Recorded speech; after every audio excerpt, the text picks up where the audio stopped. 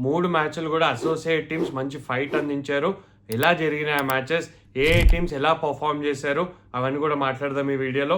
Welcome to power play. నేను మీ Hanuma Vihari.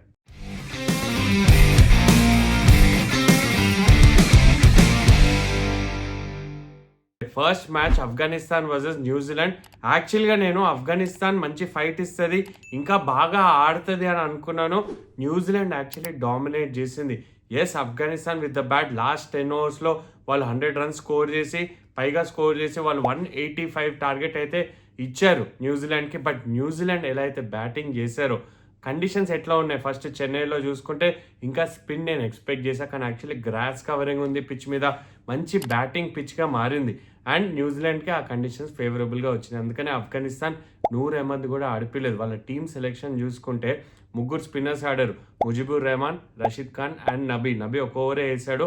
But with the bat first ఎలా అయితే బ్యాటింగ్ చేశారో మెచ్చుకోవాలి. ఏంటంటే అక్కడ Gulbadin Nayab half century score చేశాడు, అద్భుతమైన హాఫ్ సెంచరీ తను సాధించాడు. అలా చేసి అందరు కాంట్రిబ్యూట్ చేసి మొత్తానికి 180+ అయితే టార్గెట్ ఇచ్చారు. బట్ న్యూజిలాండ్ టీమ్ సైఫర్డ్ మంచి స్టార్ట్ అందించాడు, 60+ రన్స్ స్కోర్ చేశాడు. దాని తర్వాత అందరు కూడా కాంట్రిబ్యూట్ చేశారు. లాస్ట్లో మిచెల్ ఇంకా శాంట్నర్ ఆ ఫినిషింగ్ టచెస్ అందించారు. గ్లెన్ ఫిలిప్స్ కూడా ఒక మంచి నాక్ ఆడడం చూసాం. ఓవరాల్గా స్ట్రాంగ్ బ్యాటింగ్ అయితే చేశారు. న్యూజిలాండ్ కంఫర్టబుల్గా ఆ చేస్ పూర్తి చేశారు అండ్ వాళ్ళు కూడా విన్ తోటి స్టార్ట్ చేశారు ఈ వరల్డ్ కప్ని. Afghanistan they lost an opportunity, ఎందుకంటే చెన్నైలో ఆఫ్ఘనిస్తాన్ టీం ఎలా అయితే ఉంటుందో వాళ్ళు ఫేవరెట్స్గా స్టార్ట్ చేస్తారు అనుకున్నాను వర్సెస్ న్యూజిలాండ్. కానీ యాక్చువల్లీ కండిషన్స్ కూడా వాళ్ళకి ఫేవరబుల్గా లేదు, ఎక్కువ టర్న్ అనేది లభించలేదు.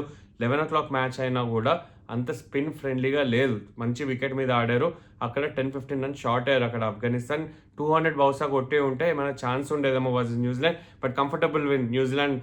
They look like a solid team. ఇండియాతో ఆడారు, కానీ ఇప్పుడు కాంబినేషన్ కూడా వాళ్ళు చూస్తే ఓన్లీ ఒక స్పిన్నరే ఆడిపించారు. శాంట్నర్ ఒక్కడే ఆడాడు, ఇసోదీన్ ఆడిపించలేదు వాళ్ళు. ఫర్గ్యూసన్ ఆడాడు, నీషమ్ ఆడాడు, డఫీ ఆడాడు అండ్ ఇంకో ఫాస్ట్ బాల్ హెన్రీ కూడా చాలా బాగా బౌలింగ్ చేశాడు. సో ఓవరాల్గా కాంబినేషన్ మార్చుకున్నారు. వరల్డ్ కప్ అనగానే వాళ్ళు పూనకాలు వస్తే తెలిసిందే New Zealand. That is about New Zealand Afghanistan. Second match, the most exciting match of the day. Nepal ఎలా అయితే ఆడారు వర్సెస్ ఇంగ్లాండ్, మెచ్చుకోవాలి. ఎక్కడ పోయింది నేపాల్ది మ్యాచ్ అంటే 21 రన్స్ ఇచ్చాడు లాస్ట్ ఓవర్లో విల్ జాక్స్. ఆ 21 రన్స్ స్కోర్ చేశాడు కరణ్ అగేన్స్ట్. అది డిఫరెన్స్గా మారింది ఎండ్లో నేపాల్కి. బట్ ఎలా అయితే ఫైట్ చేశారు విత్ ద బాల్, స్పిన్నర్స్ వేసిన విధానం కానీ, ఫాస్ట్ బౌలర్స్ కూడా ఇనిషియల్గా చాలా బాగా వేశారు. నేపాల్ యాజ్ అ టీమ్ ఒకటి సందీప్ లమిచ్ ఒకటే కాదు, మిగతా స్పిన్నర్స్ కూడా ఎలా అయితే కాంట్రిబ్యూట్ చేశారో ఒక రకంగా రిస్ట్రిక్ట్ చేశారు ఇంగ్లాండ్ని. స్ట్రాంగ్ ఇంగ్లాండ్ బ్యాటింగ్ లైనప్, అందరూ కూడా 300 లోడింగ్, ఎవరు 300 కొడతారు, అసోసియేట్ టీమ్స్ని మొత్తం రైట్ ఆఫ్ చేశారు. కానీ వాళ్ళు ఫైట్ చేస్తున్నారు, మేము ఏమాత్రం తక్కువ కాదు, వాళ్ళు క్వాలిఫై చేసి వచ్చారు ఈ వరల్డ్ కప్కి.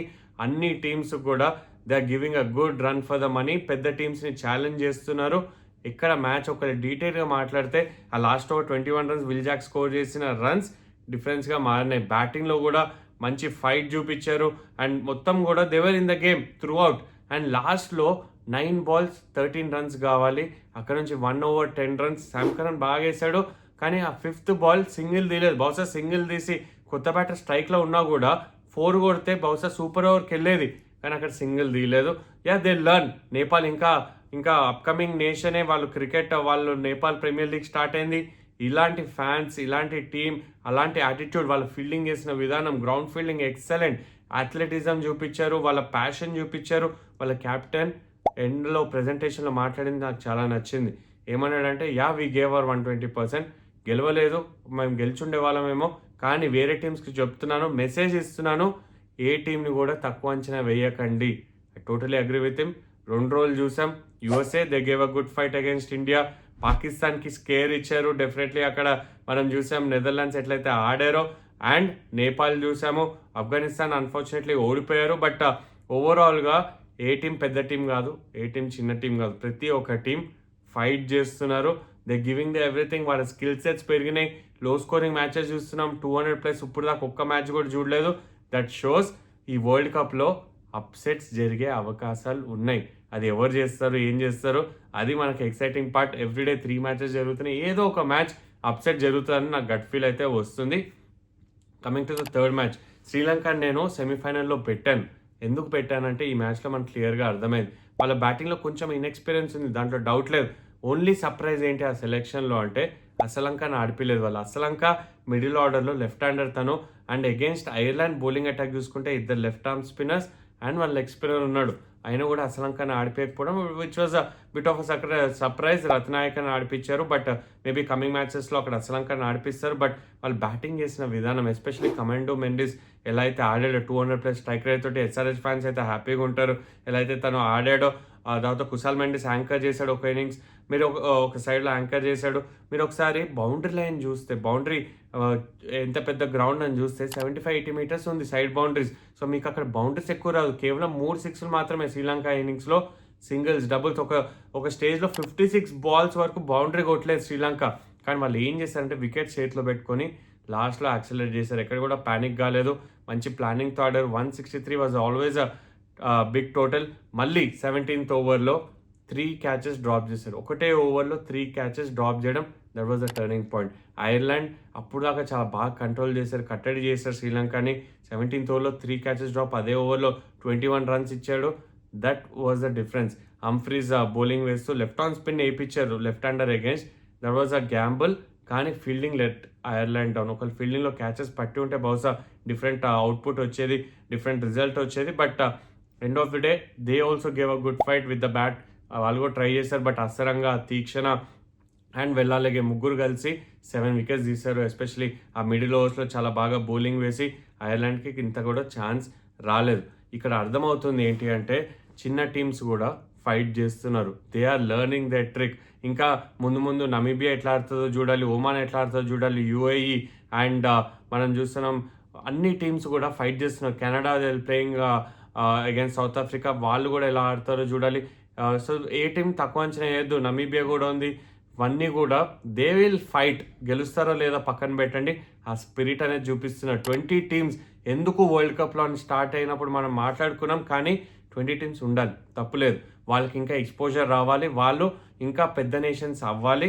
అప్పుడే క్రికెట్లో మజా వస్తుంది. ఇప్పుడు ఫీఫా ఎలా అయితే 32 టీమ్స్ వరల్డ్ కప్ ఆడి ప్రతి ఒక్క టీం ఏ టీం అయినా ఓడగొడతా అన్న రేంజ్లో ఉంటుందో, ఇప్పుడు world cup T20 world cup especially అన్ని టీమ్స్ కూడా ఒక రేంజ్లో వచ్చేస్తే I think it will be very exciting.